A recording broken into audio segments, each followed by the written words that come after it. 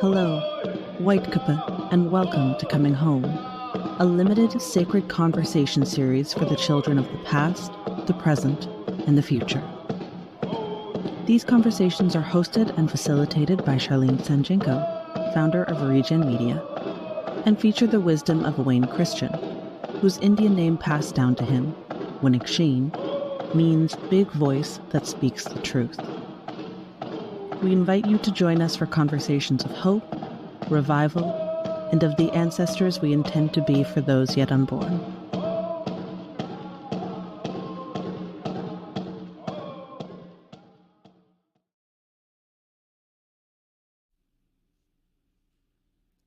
reGEN, I am so grateful to you and for our conversations.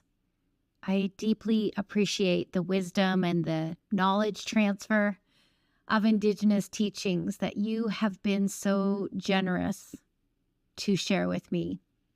And one of the most profound lessons that you've taught me thus far in our friendship is that we can heal ourselves and our families in 3 generations if we choose to keep this a sacred priority. Well, Chief Wayne, we're coming to the end of this series of conversations, and deep gratitude for all the learnings that you've shared with me and with the listeners. I'm really curious where we go with today's conversation and what this circle of conversations that we've been through this time, where it might take us and prepare us for the next leg of our healing journey. Well, as we've been sort of embarking on this sort of path of discovery in many ways and creating a path, like I said, when we talked about where we're going, it's a pathway. It's like you have to find your way, and we're on a path, we're on a journey. And coming home, and in your journey, you're going to encounter many obstacles. Again, the concept is with the tools we've sort of presented is how can you find your way to go through that, to walk through that, or to go around it, to go under it, go over it, whatever you need to do. What do you need to do with the tools that we've given to sort of continue that journey of coming home? And coming home is really important because, I think that when people are displaced and they have no sort of connection, it's hard to get connection. And coming home doesn't necessarily mean a physical place. It's coming home within yourself. Really finding that within yourself is you have all the tools you need if you understand that we have been here for thousands of years. And the concepts about, like I said, in our languages, and all our relatives, it doesn't just mean the two-legged, it means our connection to the four-legged, the winged ones, the plants, the rooted people, it just goes on and on, the fin ones, the water. It's that whole concept is we're connected to all that. So when you're displaced is you don't feel that connection, but you can find that connection almost anywhere. And I think that that's a big piece of the whole journey and understanding that, it is a journey, and I think that we're on a path, we're traveling. And I think it's really important. So when people are well-known travelers, that's why they'll know if you know people. There's from all over the world, actually. They travel. And we've always done that. And that's what we continue to do. It's this journey itself is probably the most difficult for people is the journey home because of all of the colonial stuff that we've talked about and all those sort of roadblocks and barriers and the fear of coming home. Because I think we have to be able to walk through that fear and walk through that pain. And it's not easy, like we've said that, but understanding that we do have processes and we do have tools that are innate to us. It's in our blood. And I think that we have to give yourself a pat on the back for as long as you've been on this earth and what you've done, because it's really amazing what people, in spite of everything, how resilient and how strong our people are. And why we're still here. And I think we have to remember that. We're here because of what our ancestors did. And I think we have to keep reminding ourselves. And I think we get into this whole notion of sort of, how do you put it? The whole notion, I think, of having to belong in, quote, a family. And I think that, that's great, but families are only just blood, I think that I've been involved as an example, one of the things in sports, as an example, if you've played sports, you get that sense of family with your teammates. You get to that relationship, you develop that. In workplace, same thing, you develop that essence of family, working with each other and supporting each other, and the things that you do, and things that people do for recreation. They go out and they camp together. They're not blood, but they do that and it's like family, and it gets that sense of family, and that's okay, because that's maybe what, as far as it'll go for them. If the blood relations will come at some point, but if people aren't prepared to make that journey, continue to build those relationships, because in essence, when we're talking about it's always about that reciprocal nature of relationships. It's a give and take. We are here because of the relationship we had with the four-legged, the fin ones, all of creation, because they supported us and gave us life. When we took their life, we offered to them prayers and thanks for what they did for us. And that's a reciprocal relationship. And even today, when we move forward in this healing path, it is about that reciprocal relationship with the two-leggeds around us. It doesn't matter what race or where they come from. It's building that relationship of support, that relationship of hope, that relationship of trust, relationship of safety. Those things are going to move us forward. And so I think it's really building that kind of concept, because in today's world, literally you can be in contact with anybody in the world, wherever you are, simply because of the nature of the internet and that whole technology stuff. And I think that's the interesting part, is we live in a society that's instant communication, but people feel alone. Why is that?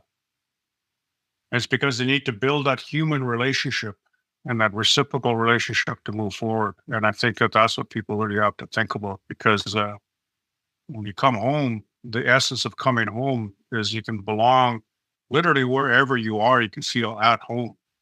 It's not only just a physical place, it's like a spiritual connection, an emotional sort of connection.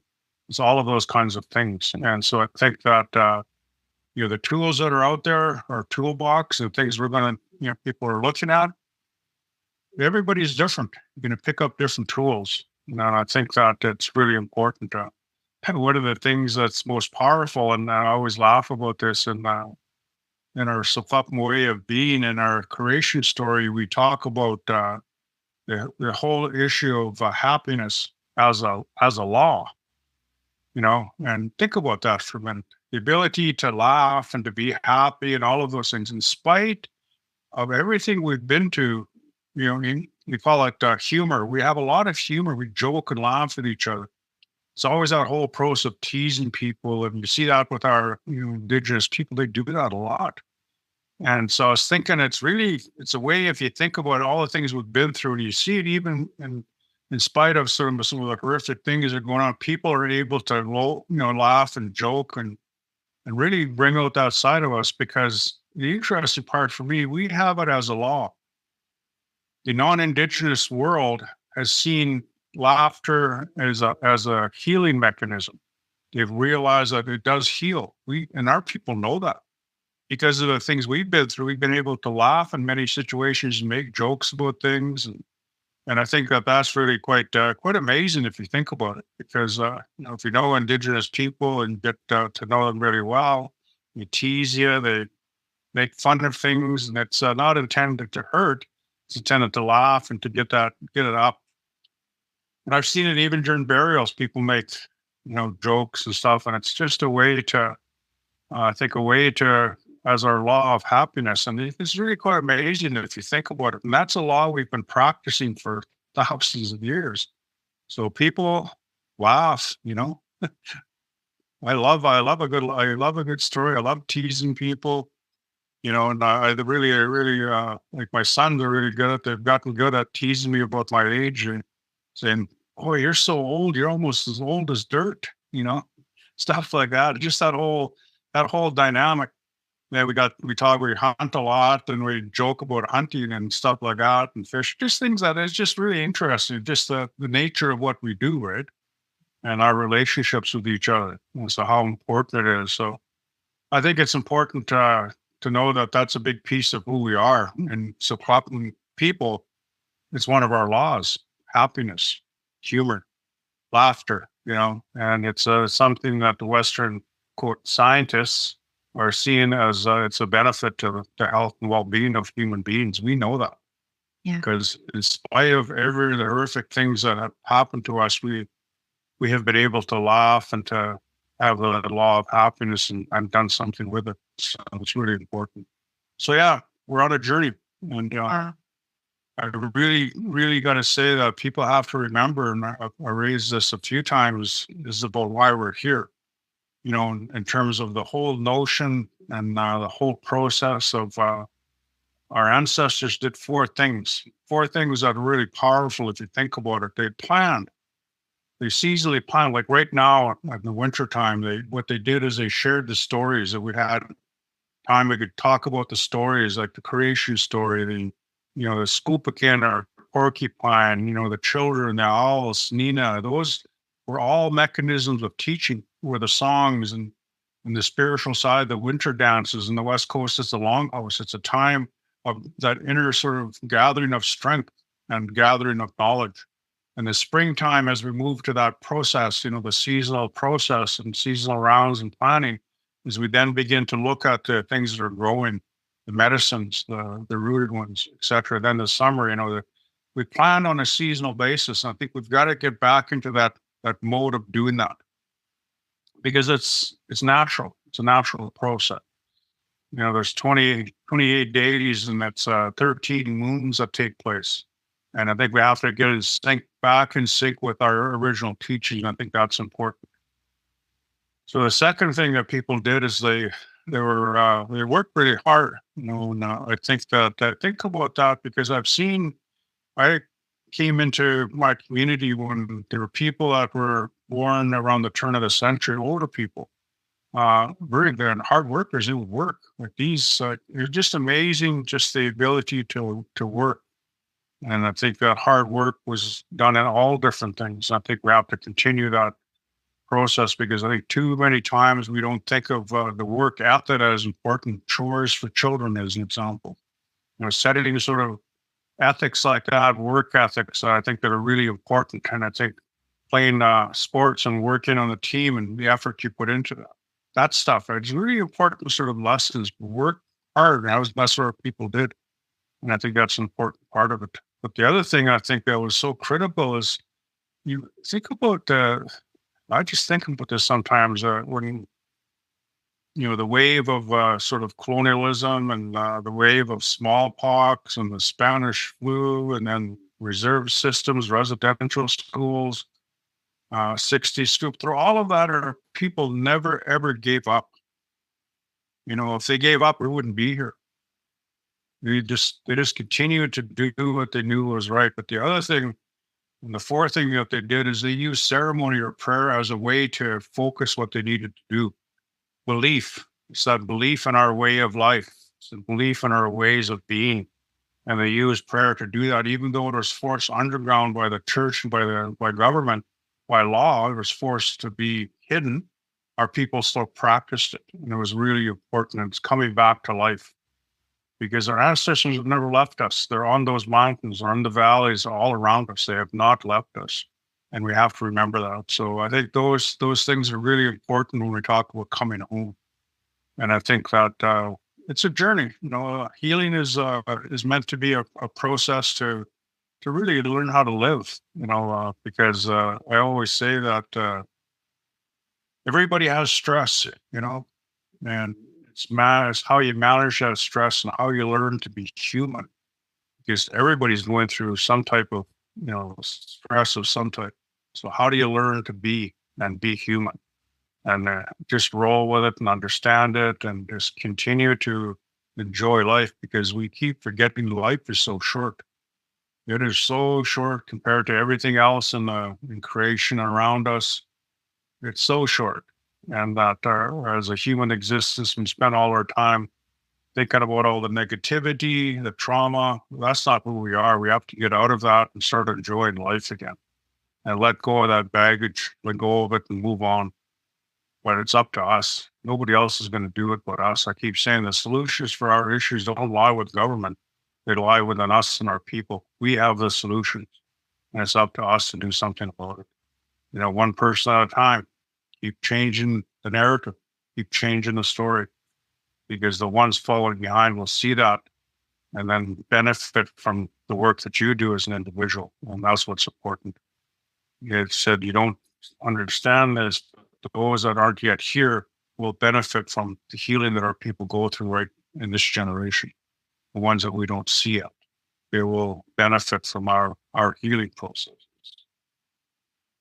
A couple of things that you said, and then I have one other question. I never thought about happiness as a law before, but that really, really sinks in. Just the structure of that, like not to take it for granted, like actually regard it as a law is really interesting.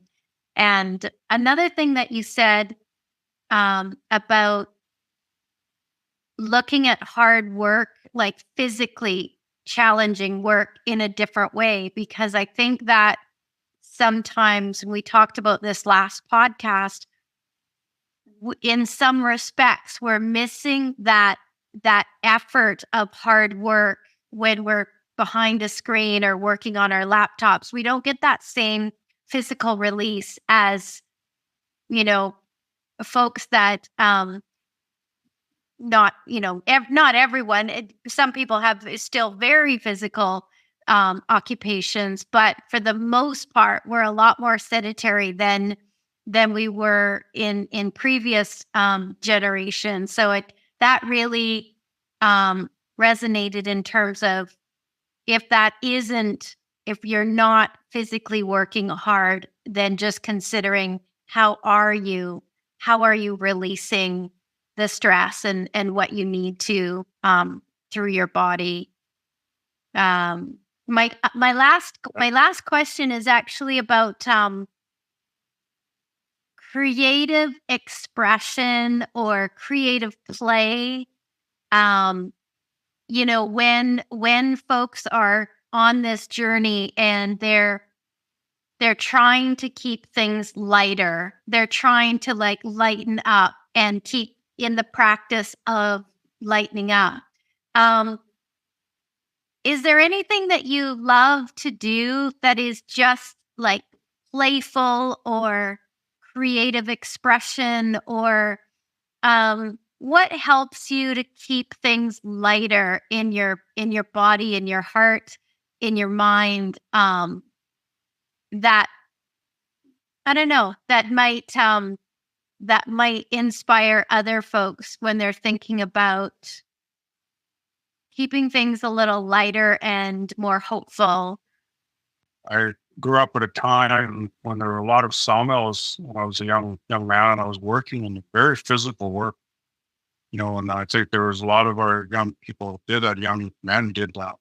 A woman came into it. But one of the things that's happened because of technology, they've done away with a lot of that physical type labor and they're using machines to do it. So now you just push a button. And it's interesting if you think about it. And that's sort of the construct of where we're going at with technology, and why I think it's important people begin to address their physicalness by doing things on the land, getting on the land. And I think that's important. Walking is a tremendous way to connect, would keep yourself moving. And there are people that get involved in sports that involve sort of physical activity. So I think there's a whole realm. I think, we can do this sedentary type work, but then we've got to develop a life that is more, because we're born to move. We're born to run. We're born to be in that sort of constant physical state, because that's who we are. That's why we've been here for thousands of years. That's what we did. And I think that's important. I think we begin to think about that and that concept and understand that. That's why I think we talked about that earlier. Phys ed programs in schools are really important. Sports teams are important. The interesting thing, not everybody gets engaged in sports, and that's okay. But you have to get people up and moving, and even connecting to the land in some form, in some shape, in some way. I think in terms of finding the craziness within, I call it, that we have, as and challenging ourselves to do things that we would never ever do, right? And I think that that's the craziness that we can develop with ourselves and do things. For me, I think about that, and sometimes and got engaged in different types of activities that wouldn't ordinarily do. I just do them because it's kind of fun. It's kind of a just thing to do. And I challenge myself a lot because I was pretty shy. Like public speaking, as an example, doesn't come easy even today. But challenging myself to have fun with it, to joke with people, and to sort of feel the audience, so to speak, and just do those kinds of things, Toastmasters, those kinds of things. And it's kind of an interesting thing because it's a way to communicate, right? And I think that that's important. The other thing that I've come to really enjoy is I could not sing and drum when I was younger. I couldn't sort of synchronize that. It was like, oh, the hell's going on here? It wouldn't sync, right? But then I just started practicing it in a way that what I did is I just started taking the lead on the songs and learning the songs so I could actually lead the song. And then it just, that kind of stuff. And it's really, you're singing, you're making that connection. It's air, and it's the sound, the beat of the drum. Because in our talks about it in our creation story, the drum is a very significant instrument that is the gateway to the next world, as they say. It's that connection to the next world. And so when we sing, we connect with our ancestors. And if those drums go silent, our society goes into chaos. And that's what happened during the residential school area. Our drums were silenced. They weren't singing the songs. And then we brought it back to life again. So just those things, doing things that are out of the ordinary. I do love to travel, go different places. The problem is I went to like Hawaii as an example. I went to New Zealand. I went to Mexico. In Mexico, because of the tourists down there and the locals, I got mistaken for a Mexican, and I got chased out of some hotels lobbies. And it was just funny because they mistook me for being a local. I just laughed, but it got a bit annoying after a while. So, those kinds of things. And same thing in Hawaii, got mistaken for a Hawaiian, and but that's okay. But I just think the traveling and learning about the different cultures and, Polynesian Cultural Center in Hawaii, which is the Hawaiian Polynesian people display their culture. It's really quite a fabulous place, but that kind of stuff I love doing. Traveling to go into places like Red Rock, Sedona, where it's a really beautiful place in Arizona, going to Tucson. It's just a way to connect, and there's places I so want to go to. I think that those are some of the things that I find just doing them and out on the land and learning new cultures, different foods, and those types of things. Those are really important. And I've got some things on my bucket list. We all want to get out, and there's April, there's a big powwow, the Gathering of Nations powwow that takes place in New Mexico. I'd like to go to that just to experience it, just to be there, just to feel the energy, and just, those kinds of things. I like doing those types of things. It's different from anything else I do. I think that's the challenge, is do things you've never done before. And, football is a big thing. NFL, I've never been to a live game, as an example. Going to experience, and I've been to a baseball game, which is kind of boring. I thought that's a whole different story. Yeah. But those kinds of things, just having the experience, right? Because when you get the new experiences, it gives you a different perspective on the world. And that's what people have to do, is try different things, get a new perspective. Challenge yourself to do things that you've never done before. And I think that those are I think that's the key in keeping our minds active, because it's get into the rut and fall in the only difference between a rut and a grave is 6 feet, because then you're under. So anyways, that's sort of, I think it's really an important part of who we are as a people, who continue that search for things. It's a never-ending story, never-ending healing, and it's not a bad thing. It's just life. Embrace life and live it. Live your life. Don't get stopped by the stuff that you think is negative. Turn it in a different direction and just do something different, and get some tools and just move on. Just live your life and just enjoy it. Laugh as much as you can. Laugh, love, and laugh. Laughter, love, and live. Just do it, and just do it.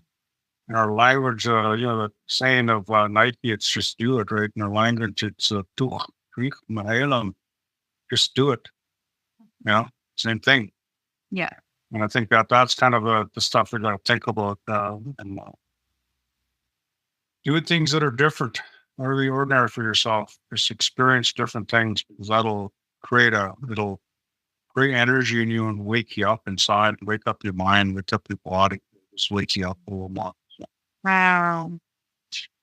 Well, I want to thank you again for holding space and sharing so much wisdom and guidance and stories throughout these 6 episodes. I look forward to whatever might come next. I also want to highlight for anyone that happens to find the podcasts on their own that you have a playlist on YouTube where there's much more talks and presentations and speeches and learnings with your reGEN podcast on YouTube, and we'll be sure to link that in with this podcast so people can easily find it.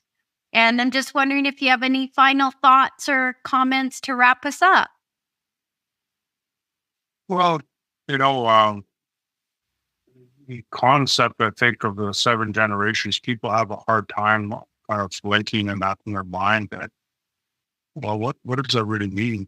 And the best way I can describe it is I'm a grandfather and a great grandfather, and part of my youngest son just had a son here November 2nd or 3rd. And it's kind of like it's a generation that was yet unborn. He became born into this world. And that's when every time a young person comes into the world like that, those are the ones that are yet unborn. They become full on, and they create the next generation, and on and on and on. And so I think that's the concept. If you see a little baby, that baby was unborn, now it's born. And they become that connection, that link. I said, that link to the 7 generations that came behind us, and those 7 generations yet to come. We're that constant link. And I think that understanding that what we're doing, we're not doing it really for ourselves. We're doing it for those yet to come, because that's what our ancestors did. They laid down things and processes that we would have to pick up because they knew what was coming. They had the ability to see the 7 generations ahead and what would be coming. So they did things to make sure that we could pick up those things that we needed. The songs, the ceremonies, those types of things really important to who we are. They put those down and we pick them up now. So those teachings, right? It's all really important, and I think that's the constant in our world is it's just we've been doing this for generation after generation, and it's starting to solidify more. And I think that's what's important, and I think that the world itself has to start looking at it in that concept of generational healing, generational process.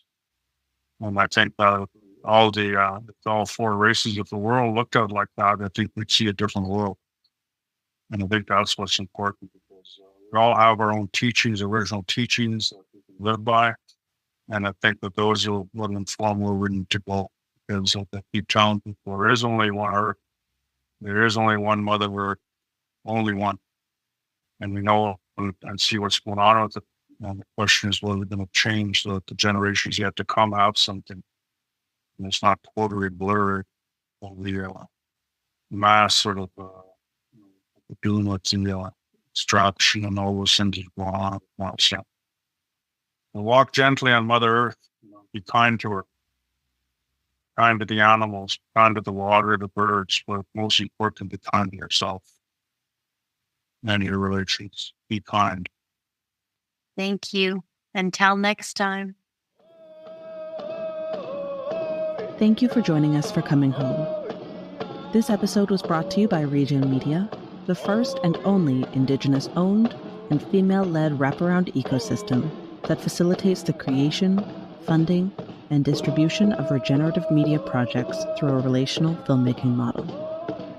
Together, we aspire to turn the page from the last, darker chapter of our history to the next, more hopeful and empowering chapter. Visit us again next time for more shared wisdom, knowledge, and another conversation. For more information about Coming Home, reGEN Media, Winnick Sheen, and more, visit regenimpactmedia.com. Until next time, puru and goodbye.